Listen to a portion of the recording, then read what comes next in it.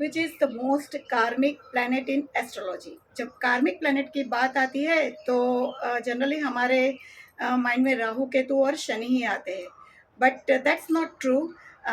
Chandra, moon is the most कार्मिक planet. जैसे कि हमारे अलग अलग माइंड होते हैं, उसमें से चंद्र जो है वो हमारा इमोशनल सबकॉन्शियस माइंड है। जैसे मर्क्यूरी है वो हमारा कॉन्शियस माइंड है, वो हमारे थॉट्स है, लॉजिक है, कैलकुलेटिव माइंड है। तो चंद्र हमारा इमोशनल माइंड है।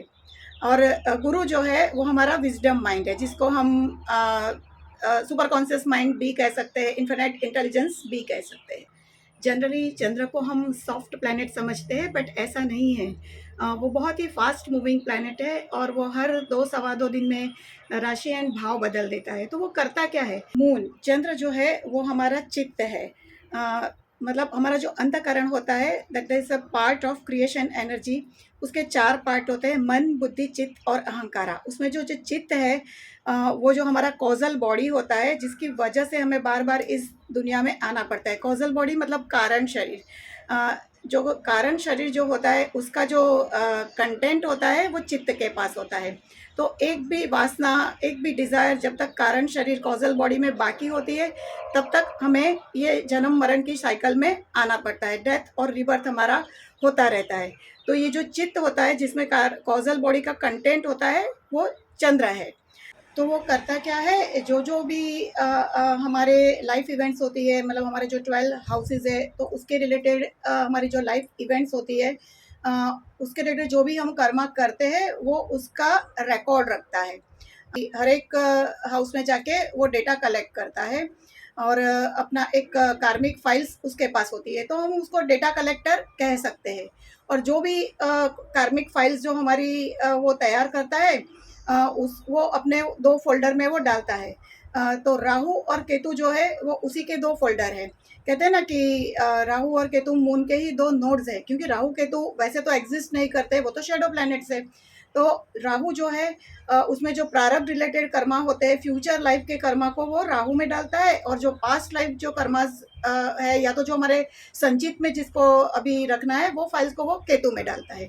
और इसीलिए हम कहते हैं कि राहु और केतु को भी मोस्ट कार्मिक प्लैनेट कहते हैं, क्योंकि एक्चुअली मून डेटा कलेक्ट करके उसका जो स्टोरेज है वो तो राहु केतु में ही होता है। और इसीलिए राहु और केतु हमारे डेथ और बर्थ का कारण बनते हैं। और राहु केतु का जो एक्सिस होता है, वो हमारी कुंडली में इस जीवन की जर्नी के लिए बहुत ही महत्वपूर्ण है। शनि को क्यों हम कार्मिक प्लैनेट कहते हैं? देखिए, शनि जो है वो तो कर्माधिकारी है। वो जज है ना, तो जज के टेबल पे तो जो फाइलें आती है, तो वो रीड करते हैं और उसी के अनुसार आपको कर्मफल प्रदान करते हैं, राइट?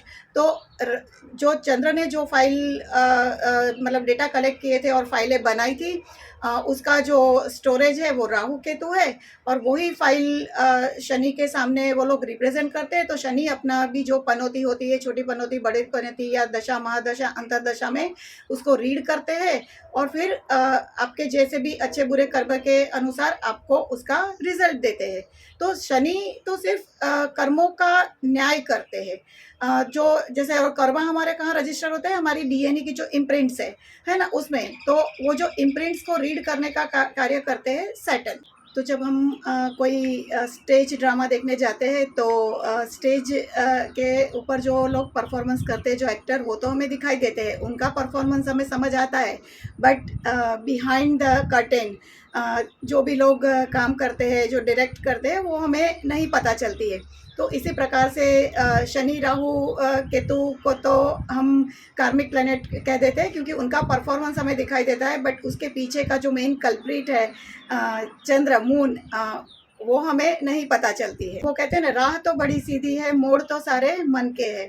तो हमें अगर हमारी ये कर्मा जर्नी लेके आए, तो ये राह तो बड़ी सीधी है, मन ही हमें भटका देता है। तो वो कहते हैं ना कि अगर कुंडली में आप चंद्र को ही अगर स्ट्रांग कर लेते हो, तो बाकी के जो दोष भी है, या कुंडली में कितने भी प्रॉब्लम, या जीवन में भी अगर कितने भी प्रॉब्लम है, तो आपको नहीं लगता है। आप देखते होंगे बहुत सारे लोग ऐसे हैं कि बहुत सारी कठिन परिस्थिति हो, या बहुत सारे जीवन में तकलीफ़ों के बावजूद भी वो बहुत खुश मिजाज रह सकते हैं। हैं, या उनको बहुत ही स्ट्रांगली सबको जो भी सफ़रिंग होती है उनको वो सहन कर सकते हैं, क्योंकि उनका माइंड स्ट्रांग होता है।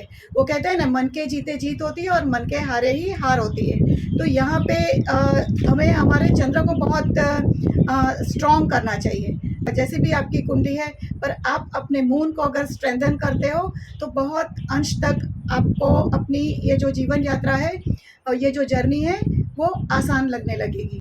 तो होप आप लोगों को आज की मेरी ये वीडियो पसंद आई होगी। So keep watching my videos. Thank you so much.